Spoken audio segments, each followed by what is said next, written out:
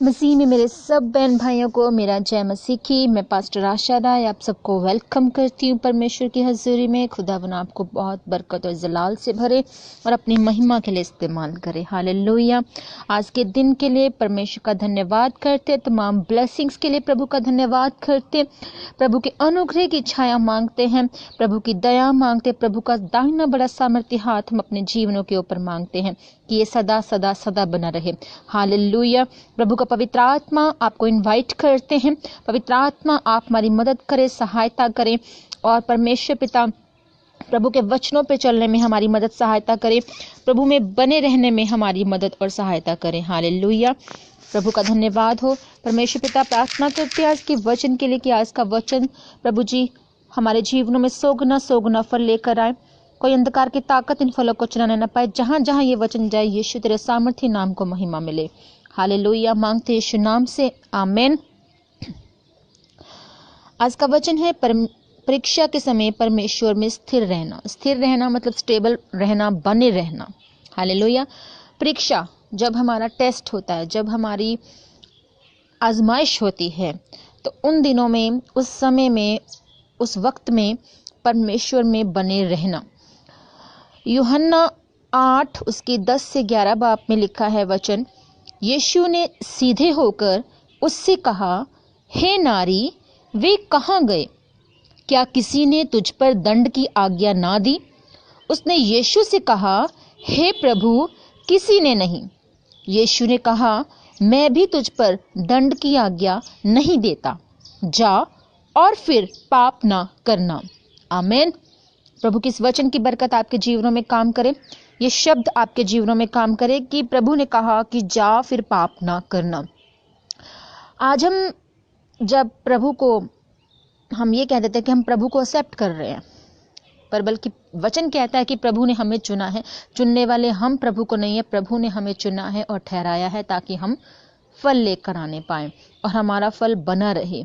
ये हमारी प्रार्थना होनी चाहिए क्योंकि परमेश्वर ने हमें चुना है। हम कुछ भी नहीं है कि हम परमेश्वर को चुने। हालेलुया। जब हम परमेश्वर के नाम में बपतिस्मा लेते हैं, पवित्र आत्मा की अगुवाई में पवित्र आत्मा को उसको पाते हैं और पवित्र आत्मा हमें सिखाता है कि परमेश्वर से प्रार्थना कैसे करनी है। पवित्र आत्मा हमें गाइड करता है कि तेरे लिए ये सही है, ये गलत है।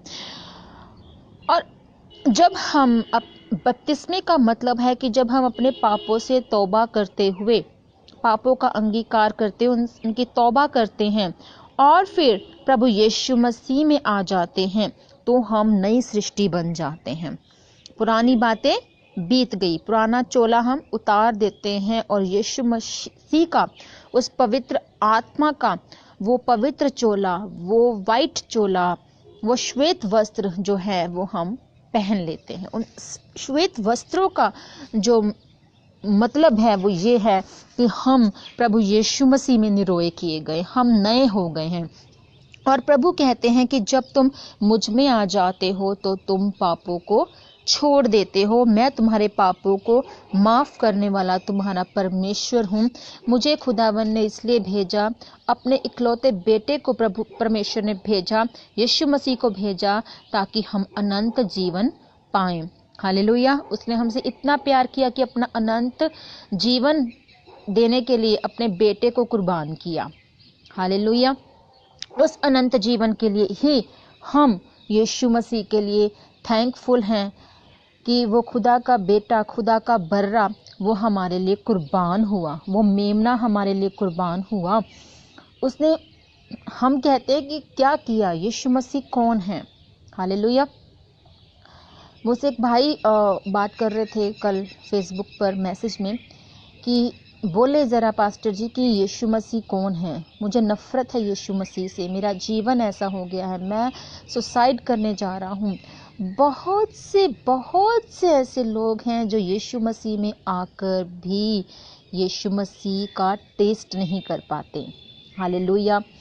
हम पापों में बने रहते हैं, हमारे दुखों तकलीफ़ों के लिए हम रोते हैं, पर जिसने यीशु मसीह का टेस्ट कर लिया, उस पवित्र आत्मा का टेस्ट कर लिया, वो यीशु मसीह को कभी भी नहीं छोड़ता। हालेलुया।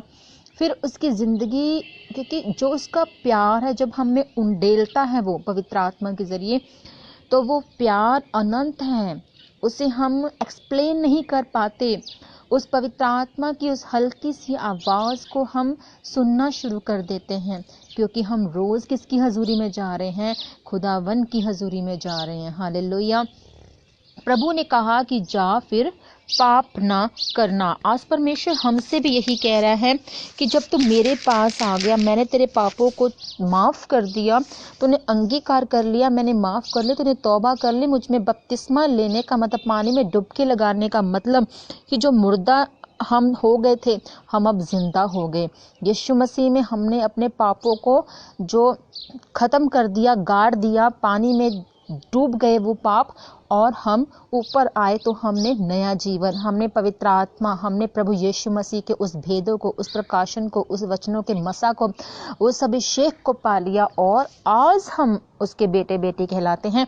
जब हम यीशु मसीह के नाम से खुदावन के पास जाते हैं तो परमेश्वर हमें अनंत जीवन के लिए एक्सेप्ट करता है। हालेलुया। वो ये नहीं कहता कि एक बार पाप कर लिया, दूसरी बार फिर पाप कर ले तो मैं तुझे बार बार माफ़ करता रहूँगा।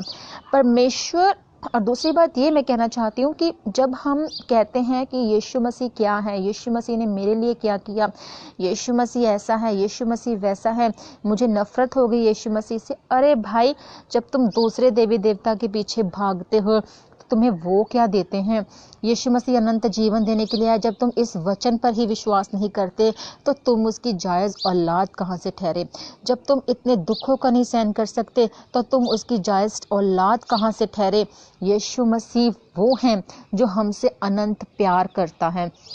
वो आएगा और फिर हमें लेने आएगा, वो अपनी दुल्हन को लेने आएगा, उन्हीं निशानों के साथ, उन्हीं हाथों में निशान, उन्हीं जख्मों के साथ वो हमें लेने के लिए फिर से आएगा। हालेलुया। और परमेश्वर हमें, अगर हम परमेश्वर की हजूरी में नहीं जाते तो परमेश्वर को इससे कोई फ़र्क नहीं पड़ता, पर वो बहुत खुश होता है जब उसकी गुम हुई भेड़ उसके पास वापस आती है। तब वो क्यों खुश होता, और तब वो क्यों, उसको कोई फ़र्क नहीं पड़ता जब अगर उसकी हजूरी में आप नहीं जाते? क्योंकि परमेश्वर ने आपको बुलाया, आपके लिए जो ब्लेसिंग्स रखी है आप उसे पहचानना ही नहीं चाहते हैं, तो परमेश्वर इसमें अब क्या कर सकते हैं बताएं? परमेश्वर आपको खींचा, परमेश्वर में आप गए, पर शैतान ने फिर आपकी टांग खींच के आपको पीछे कर दिया। अरे हमें तो शैतान को शर्मिंदा करना है। हम जितना रोते हैं, हम जितना परेशान होते हैं तो शैतान खुश होता है। हम जितना खुश रहते हैं शैतान परेशान हो जाता है। हम जितना प्रभु की महिमा करते हैं शैतान परेशान हो जाता है कि अरे भाई, इतने दुख दे रहा हूँ इसे, फिर भी ये यीशु मसीह की महिमा करना नहीं छोड़ रहा है, तो वो एक ना एक दिन वो हमें छोड़कर चला जाता। हालेलुया। सो मेरे प्यारो, जब लकवे के रोगी के पाप माफ हुए तो उसने चंगाई ग्रहण की। याद रखिए, जब पाप माफ होते तो छुटकारा भी मिलता है, चंगियाई भी मिलती है, आशीष भी मिलती है। जब मरियम ने प्रभु यीशु मसीह से पापों की माफ़ी को पाया तो उसकी बीमारी भी ठीक हुई, उसने उद्धार को भी पाया। परंतु थोड़े दिनों के बाद उसका भाई लाजर मर जाता है। हालेलुया। अब आप कहेंगे कि मैं यीशु मसीह में आया, मेरे परिवार में किसी की डेथ हो गई, मुझे बीमारियां लग गई, तो परमेश्वर ने ये क्या किया? जब प्रभु ने मेरे पापों को माफ़ कर दिया है, मैं प्रभु में आ गया, प्रभु ने मुझे चुन लिया, तो परमेश्वर ने मुझे दुख क्यों दिए?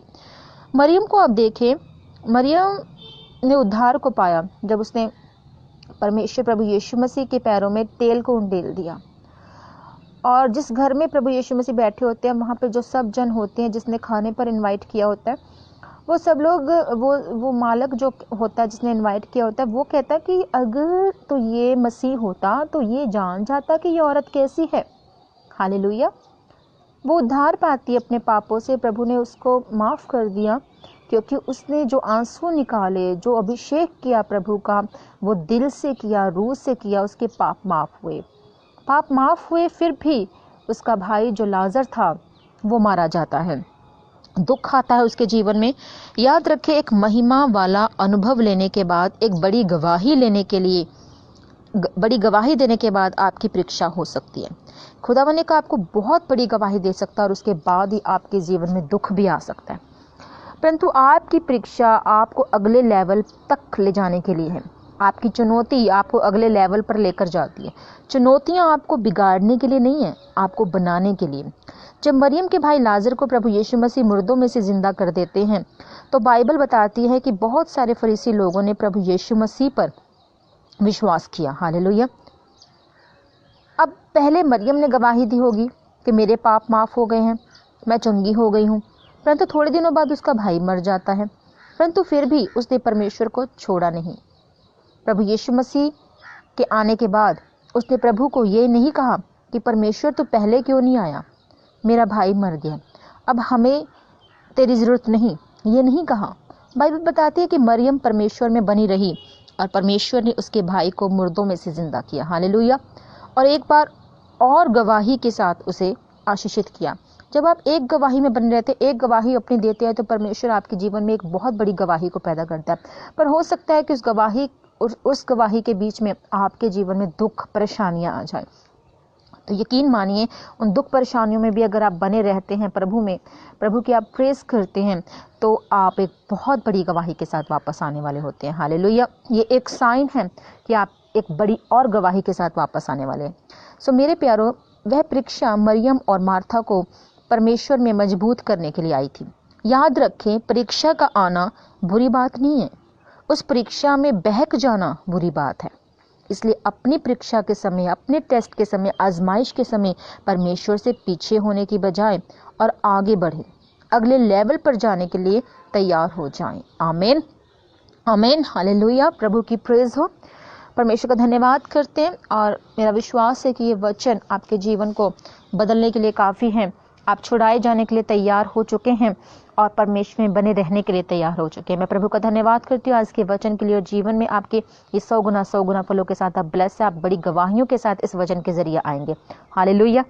प्रार्थना करते सर्वशक्तिमान परमेश्वर पिता, प्रभु हमें अनुग्रह दे पिता, सुनने वालों को अनुग्रह दे पिता, कि वो अपने शरीर की इच्छाओं को काबू कर सके और आपकी तरह प्रभु उपवास और प्रार्थना करें।